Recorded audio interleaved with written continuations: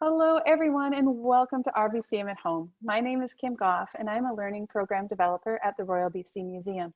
I'm coming to you from my home on the territories of the Lekwungen-speaking people in Esquimalt, British Columbia. Today, I'm joined by my colleagues, Chris O'Connor, our School and Kids and Families Program Lead, who during the pandemic, who's been hosting RBCM at Home Kids. And Liz Crocker, she is our Digital Learning Program Lead, and she's been hosting RBCM Outside. Hi, Chris. Hi, Liz. Hello. It's nice to all be together again, and today we're together to give you an orientation of the museum and its reopening procedures, so that when you return as a guest, you know what to expect. So Chris, let's start with you, and why don't you tell us who you are here with today? Hi, Kim. So I am out on the plaza right in front of the museum. If you hear bagpipes in the background, it's because it's a live cityscape around us right now. So what I'm going to do is I'm going to introduce you to the first person that you'll meet.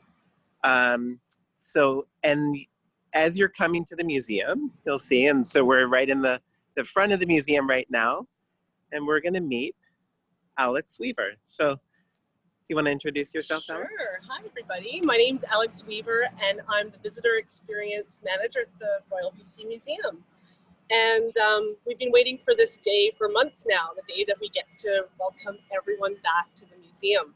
Well, actually, that day is going to be tomorrow, but today you get to have a little sneak peek at what you're going to see when we open for everyone tomorrow.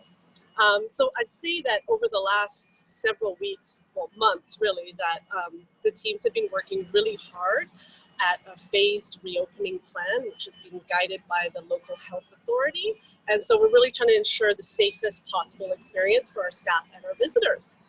So without further ado, I'm going to kind of lead you through a little bit of what you can expect. First change is that we're going to be asking all visitors to come through the main entrance where we're standing right now. So those beautiful wooden doors by Thunderbird Park are going to be closed temporarily. That's going to be for staff to use only. And so you can see here we are at the main entrance. This will also be the location for you to enter the gift shop if that's where you're headed. This will be the only access point. It's through those glass doors. So another change that we've made is that we're really requesting people to purchase their tickets in advance if possible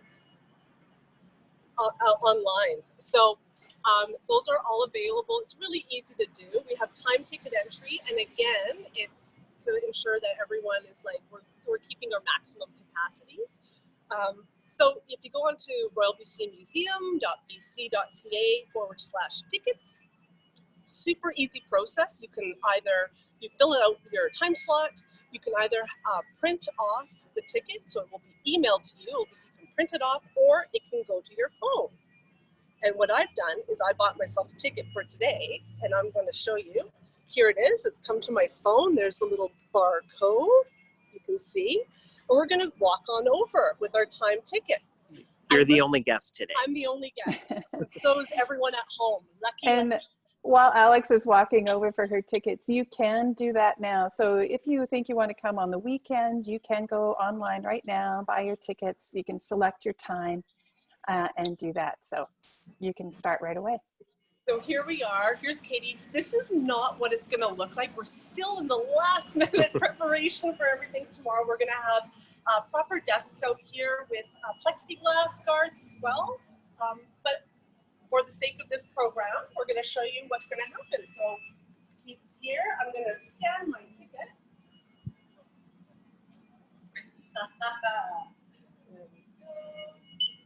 Look at that. And it works.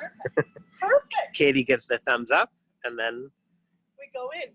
I also want to mention that although we're encouraging people to buy their tickets beforehand, we have a very select number of tickets available on a first come, first served basis. If you have your heart set on a specific time, I don't recommend doing that, but you know, we do have a few here. So we're going to walk on through, and what you'll notice is our doors are now open, propped open, and that's to avoid having to touch handles unnecessarily.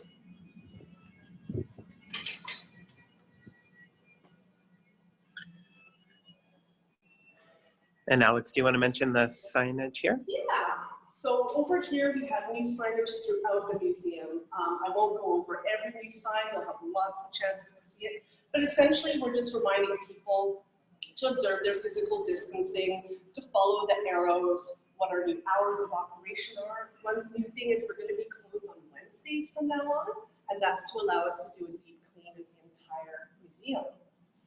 So if you want to come on through.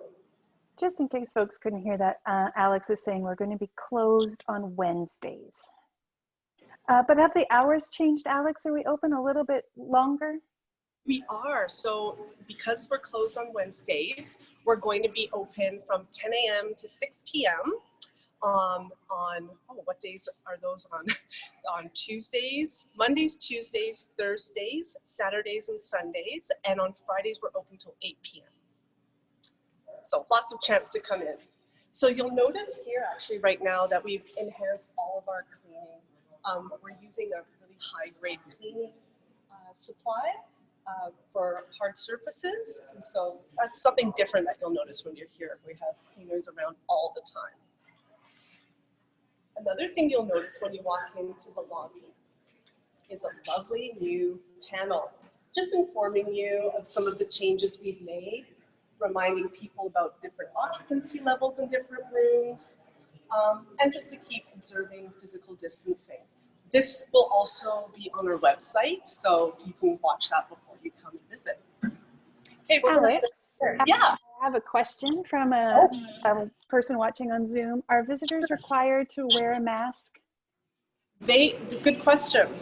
So visitors are encouraged if they want to wear a mask. They are not required. It's a personal choice. That goes with our staff too. So you may see some staff wearing masks, and you may see a lot of staff not wearing masks. So we're just leaving it up to people. In situations where we're not able to keep a physical distance, then staff will be wearing masks. Okay, so speaking of our website, there's lots of useful information on there about what to bring and what not to bring. So we're going to head on over here for an example. So while we walk that way, for example, I got my hair cut yesterday, and you're not supposed to take your jacket inside and, leave a bag or a purse. So similar things in place here for the museum. So as we're limiting our physical contact right now, you'll notice that our coat check is closed. So for that reason, we're asking people to leave their valuables at home, their bags. We don't allow large backpacks or luggage into the galleries. There's always a bit of ambiguity. What kind of bag is allowed? I'm bringing children. I need my supplies. So I've got some visuals for you. This here, that's allowed. That's a backpack. That's totally fine. I'll show you something that's not allowed. Something like that, definitely not allowed. So we don't want to be turning people away at the door, just so everyone's aware of what to bring and what not to bring. So if you're coming from hockey practice, maybe go home or leave. Other things that we're still doing is we're still lending out our wheelchairs. So over here, there will be someone behind our box office who will be able to assist guests with the wheelchairs. They will also receive enhanced cleaning. Things that we will not be lending out are the strollers because it's harder for us to keep those clean. So we'll just some changes. As in the box office here, everyone's training right now. And there's the plexiglass in front of. Did you mention that already? I mentioned it for outside. So inside we have plexiglass as well. There's hand sanitizer absolutely everywhere as well. So you'll notice behind me the big IMAX theater sign. Right now, IMAX movies are not showing. They're part of phase 3 of the reopening plan. So we don't have a date on that yet. But the good news is Soundbites concession will be open for visitors. So you can get your coffee and your water and your snacks. And also the gift shop at IMAX will be open for annual pass holders who might have questions or people wanting to buy a gift. And we're just going to pop on over here to Clifford Carl Hall. Speaking of refreshments, you're saying you can get some things at the IMAX Cafe. And here we are in Clifford Carl Hall where where we have Sequoia as well. I know a lot of folks love Sequoia Coffee, so Sequoia will be opening as well. Their hours will be until 4:30 p.m. And close on Wednesdays as well. So you can see they're just getting set up. They have plexiglass in place. We have reduced capacity inside the town hall, so you're still able to sit inside and have a coffee. But again, the signage asking people to stay within their social bubble. Another thing that we're asking people to do is bring their own water, or if they don't feel like purchasing it at one of our shops.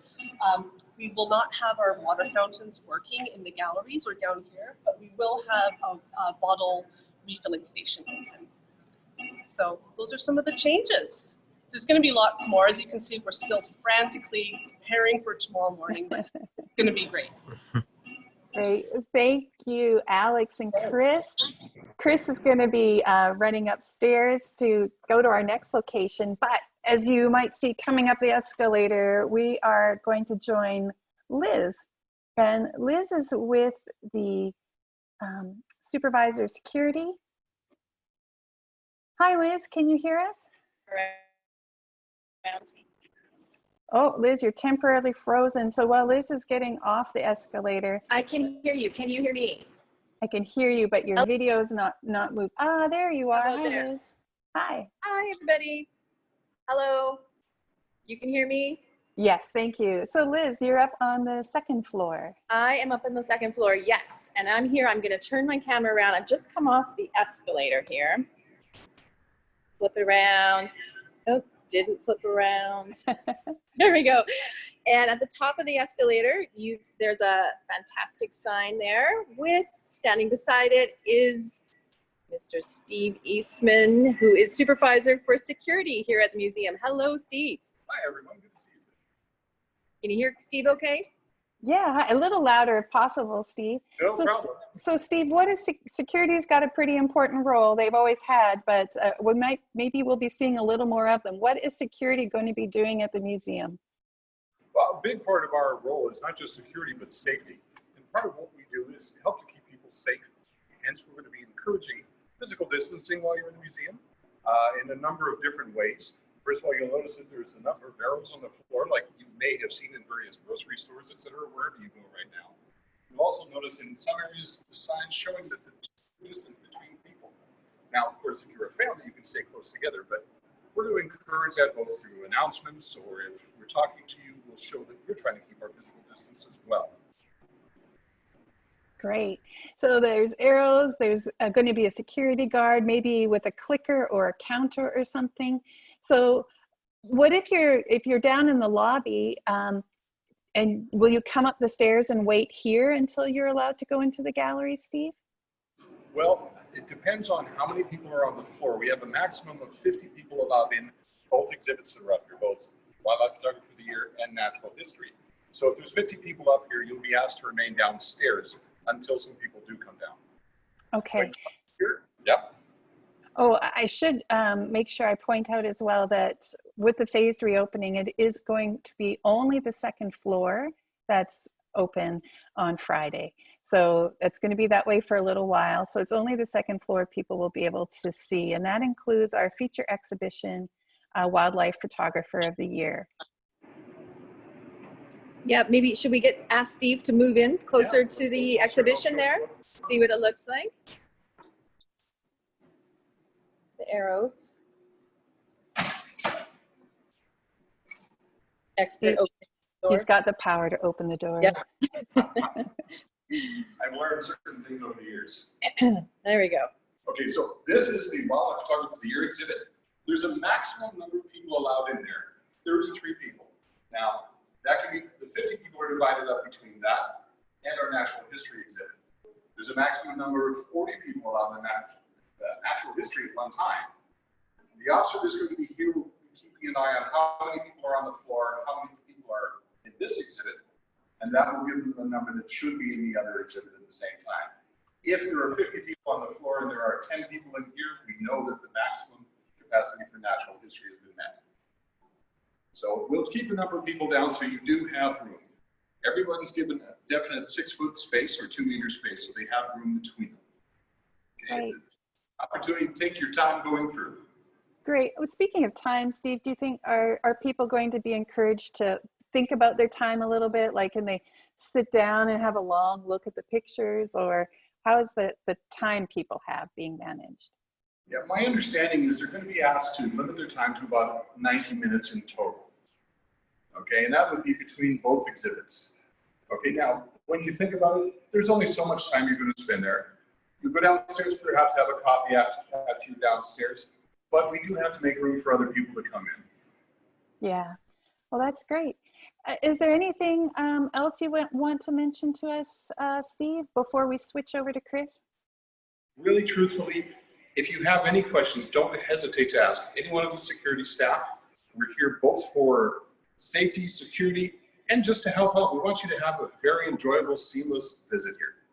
Great. Oh, Steve, I know the most important, well, not the most important, but the most common question you get in security is, where are the washrooms? Steve, are the washrooms going to be open and available to the public? They are. The washrooms on the floor here are in between the two doors. As you exit these doors to the left, they do have a maximum capacity of 2, and that's self-police. So you're going to have to keep an eye on. You look inside. If there's 2 people, you need to wait for your turn. Okay. Thank you so much, Steve. You're welcome. And Liz, thank you. Chris, are you there? Here comes Chris. Great. We will connect. I am here. Hello again. Hi, Chris. So I've made it up. I've made it up to the Natural History Gallery through the magic of television. Through the magic of television and the magic of museums too. So I'm here with Michael Barnes. So Michael Barnes is, do you want to introduce yourself? Yeah. Hi, my name's Michael. I'm the head of exhibitions here at the museum. So Michael, your team has been really active in thinking about how to make this as safe as possible, these galleries. That's right, absolutely. We've been doing a lot of work behind the scenes getting ready.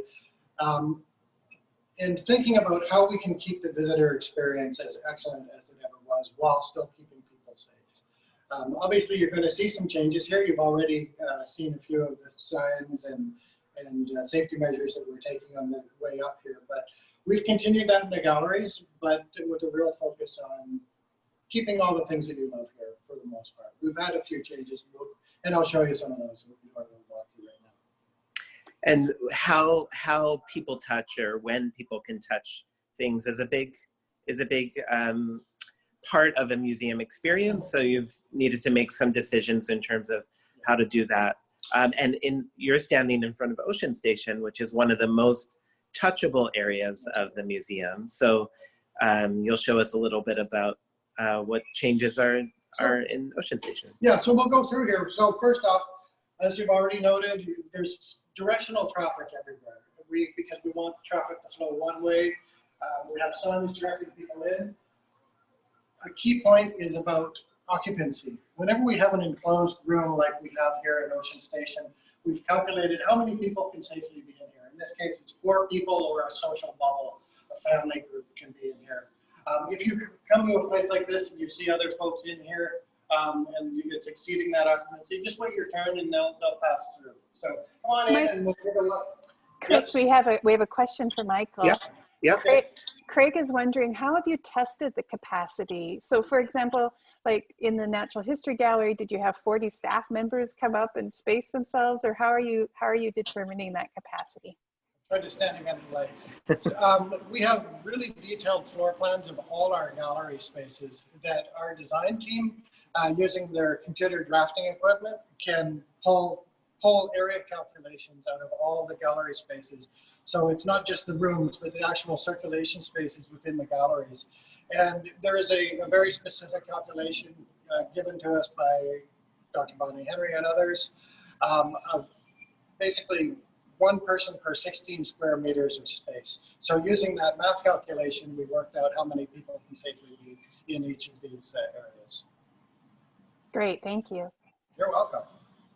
So part of that circulation thing I was talking about, the first change you will see when you come in the store, you can't pass through and circulate in a circular pattern, you have to come through. But the good news is our fish friends are still here, our interactives are still here. these are interactives that are easily sterilizable. All our cleaning staff is on this and will be frequently sterilizing all touch points of interactives. We wanted to keep that visitor experience, like I said. But the way we've managed to do that is by providing hand sanitizing stations everywhere. You'll see we've got one in this room. So if you come through this room and interact and touch the interactives or touch the bones, the touchable bone specimens, before you leave the room, there's an opportunity to sanitize your hands. And you'll find those hand sanitizers throughout the hours. You'll never be able to stations. Some of you who are really familiar with this room will notice that where this hand sanitizing station is, used to be a bench. This was an upholstered bench that we just couldn't safely sterilize it because it had too many nooks and crannies with the buttons and everything. So we've removed this bench for the time being. We eventually hope to replace it with something that's a little more easily cleanable. For the time being, it's nice seamless removal and hand sanitizer station. The other thing that some of you, it pains me a little bit, and I'm sure some of you will be disappointed. As you know, touching your face is one of the biggest issues with transmission of this virus. So unfortunately, we had to cover up the periscope feature that used to be this wall because we just can't safely have an interactive where people are pushing their faces against the shared surface. Otherwise, experienced it before. So I'll show you a couple other things that we've done. We're kind of taking the back. Yeah. I'll just say the video went a little garbled there. I was just going to summarize while you move.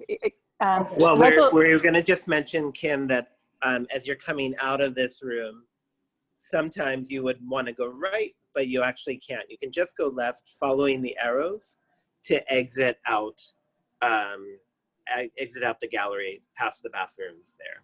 Yeah. So we'll have a stanchion set up that blocks this entrance, but right now we'll just quickly scoot. Yeah, while they take that little sneak through, the video just went a bit garbled while Michael was saying that the periscope has been blocked off. So it's still there, it's just behind a wall, but for safety reasons, you won't be able to use the periscope at this time.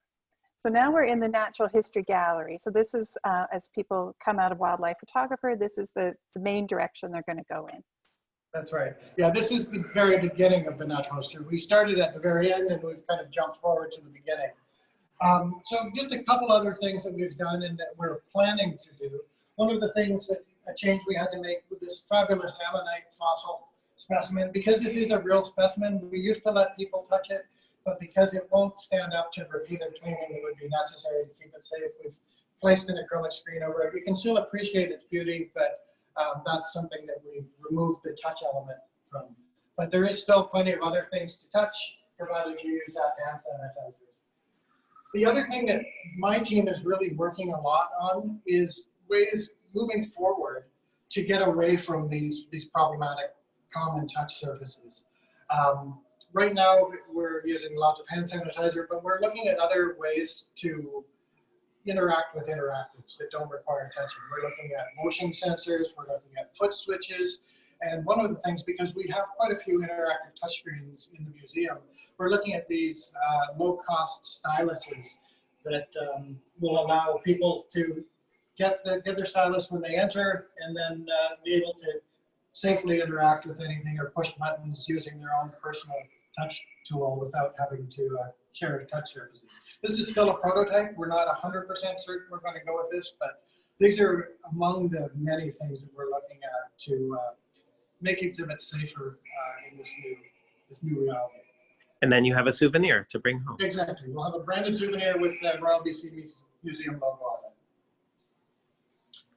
on it.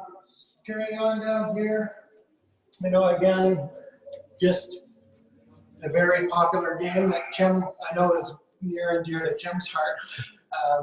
The Two Truths and a Lie game. You can sit down with somebody in your social bubble and do this interactive game where you ask one another questions. After you're done touching those cards and playing with the game pieces, then you have that sanitizing station.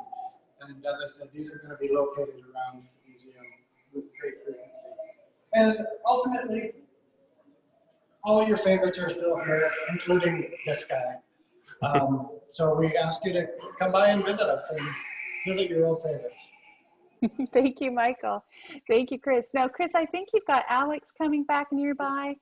Michael, I do have a question here for you. Someone's wondering if they have their own stylus that they might use for a laptop or a phone. Yep. Will that work on the exhibits that you were showing us? Yeah, I believe it will. There is a couple of different types of stylus, but if it works on your laptop or on your tablet or your phone, it's likely going to work with our interactive touchscreens as well. And by all means, I encourage you to bring it in. Great. And Kim, we do have Alex here as well. So Okay, Alex, I have a question for you about pricing. What is the ticket price right now? Oh, it's by donation from June 19th until June 26th. So whatever you want. Whatever you're able to give. Whatever you're able to do, yeah, absolutely. But you do still need to book a time. You do still need to book a time, absolutely. Yeah. And after June 26th, it's going to be 50% off until the end of July. And that's when we enter into phase 2 of our reopening, and we'll be opening up the First People's Gallery. Great. And Alex, there was just one more clarification about coats. If somebody wears a coat, does it have to go into their bag, or can they just wear their coat? Oh, no, they can absolutely wear their coat, for sure. I think the main point about letting people know that coat check is closed is, it can get warm in the galleries, so wear something that you'll be comfortable carrying and also that won't overheat you. But coats are definitely allowed. Excellent. All right, well, that brings us almost to the end of our... I see another question for Michael. Will the tide pool be open? The tide pool will be open, and the interesting thing, all the little critters that lived in the tide pool went away. They had a little 3-month break vacation. The tide pool's been repopulated now. Our contractor who cares for the animals brought them back a couple of weeks ago. So the tide pool is up and running, and it's there. And that's an area that visitors shouldn't be touching anyway. Yeah, so. as the sign says, if you have fins or gills, you can play in the water. Otherwise, just look at the eyes. But yep, the tide pool is there. Great. Well, thank you. Thank you, Michael. Thank you, Alex. Thank you, Steve. I don't know if Liz is still there on camera, but Chris and Liz, great. There's Liz. There's Liz. Well, I wish I was there with you all, but this is still the way things are going to be for a little while with some distancing. But we are looking forward to having people back, and hope folks will find their way back to join us very soon. So with that, we will say goodbye to Facebook. Thank you, Facebook, for joining us. We'll have one last look at the mammoth before you come to visit. Nice. And we will stop the recording too. Thank you, everybody. Thanks, Kim.